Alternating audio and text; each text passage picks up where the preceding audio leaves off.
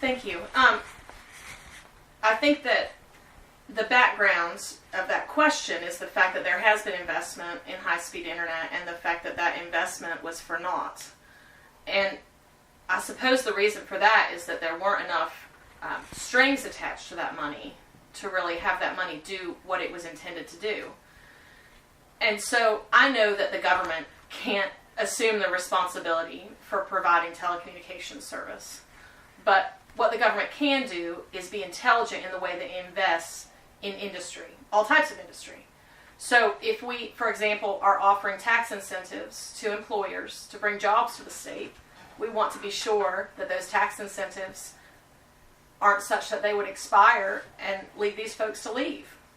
And when we incentivize the development of telecommunications infrastructure, as we do, we need to be sure that there are strings attached to that money that are going to get the job done. So clearly, it's essential to our progress, and I think that you're absolutely right that we could bring a lot different kinds of industries into rural counties like the ones that I hope to represent if we were better able to access high-speed internet. Thank you. Mr. Carnes? Thanks for the question, because this is a crucial issue for West Virginia, but it's also something that does a very good job of illustrating the problem of asking government to solve some types of problems for certain.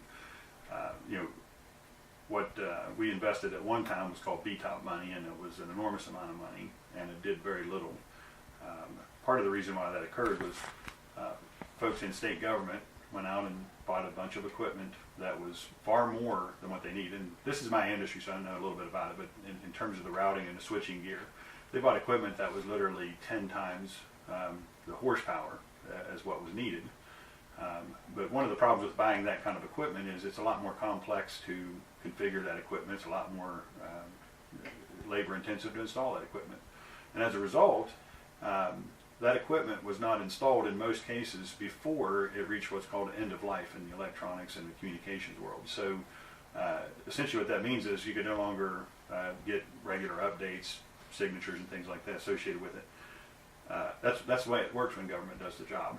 And the United States was built instead on something different. That's sort of the Russia model, the Castro model. Our model said free market.